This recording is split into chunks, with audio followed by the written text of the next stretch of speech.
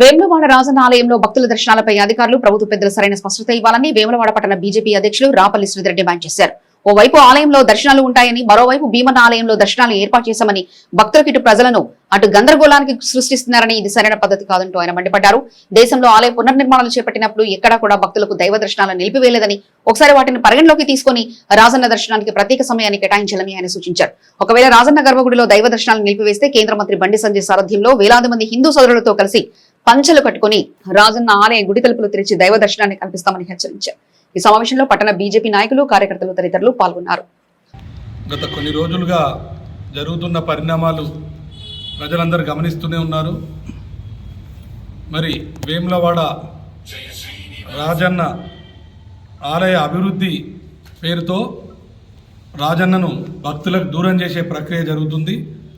దాన్ని మేము బీజేపీ పక్షాన మొదటి నుంచి కూడా వేములవాడ పట్టణంలో కూడా రాజన్న ఆలయ అభివృద్ధి కమిటీ అని వేసుకొని కూడా మేము తీవ్రంగా హెచ్చరిస్తూ ఎక్కడ కూడా దర్శనాలు ఆపద్దు అనేది మేము ముక్త కంఠంతో బీజేపీ పక్షాన డిమాండ్ వ్యక్తం చేస్తూనే ఉన్నాము.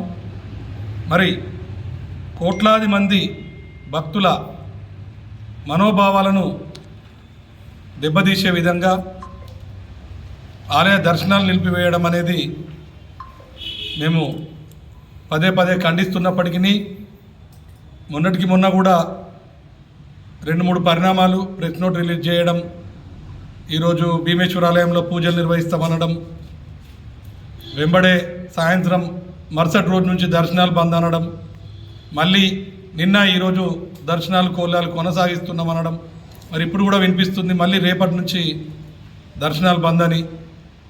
మేము ఏదైతే చెప్తున్నామో అభివృద్ధికి మేము ఎక్కడా వ్యతిరేకించడం లేదు. చరిత్రలో నిలిచిపోయే విధంగా వేములవాడ రాజన్న అభివృద్ధి జరగాల్సిందే, మీరు ఆ చరిత్రలో నిలవాల్సిందే. మేము దాన్ని వ్యతిరేకించడం లేదు. కాకపోతే భక్తుల మనోభావాలను గుర్తించుర్రి అని చెప్తున్నాం. మళ్ళీ మేము ప్రత్యేకించి డిమాండ్ చేసేది ఏంటంటే, కోట్ల మంది భక్తులు మనకు వేములవాడ రాజన్న అంటే ఇలవేల్పు సమ్మక్క సారక్క కోయేటోళ్లకు ఒక ప్రగాఢమైన నమ్మకం. ఇక్కడ మొక్కుకొని అమ్మవారి దగ్గరకు పోతేనే మా మొక్కు నెరవేరినట్టు అనేది వాళ్ళకు ఒక నమ్మకం. ఇప్పుడు ముందు సమ్మక్క సారక్క ముందే 2 రోజుల ముందు బంద్ చేయడం ఎంత దౌర్భాగ్యం. మేము అదే కదా మేము ప్రశ్నించేది.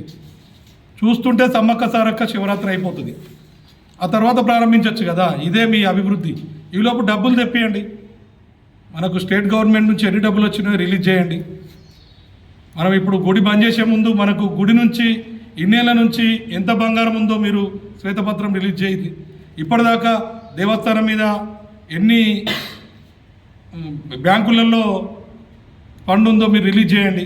ఫిక్స్డ్ డిపాజిట్ ఫండ్లు అవిటికి మీరు భరోసా ఇవ్వండి. మన కరీంనగర్ పార్లమెంట్ సభ్యులు కూడా హెచ్చరించడం జరిగింది. దయచేసి ఇవన్నిటి దృష్టిలో ఉంచుకొని మీరు దర్శనాలకు సమయం వెంటనే కేటాయించకపోతే మా కేంద్ర మంత్రి గారు 2 రోజుల సమయం మీకు ఇవ్వడం జరిగింది. ఈరోజు ఈ 2 రోజులలో మీరు దర్శన సమయాలది మీరు తెలియజేయకపోతే మేము ఈ చర్యలు ఇంకా ఉధృతంగా చేయడం జరుగుతుంది. కేవలం మేము హిందువుల పక్షాన దేవాలయాన్ని ప్రాశస్తాన్ని తగ్గియకుండా ఉంచే పక్షాన పోరాడుతున్నాం తప్ప ఎలాంటి రాజకీయాలు లేవని కూడా మీ ప్రెస్ ముఖంగా మీకు తెలియజేయడం జరుగుతుంది. ప్రజలందరికీ కూడా తెలియజేయడం జరుగుతుంది. భారత్ మాతాకి జై.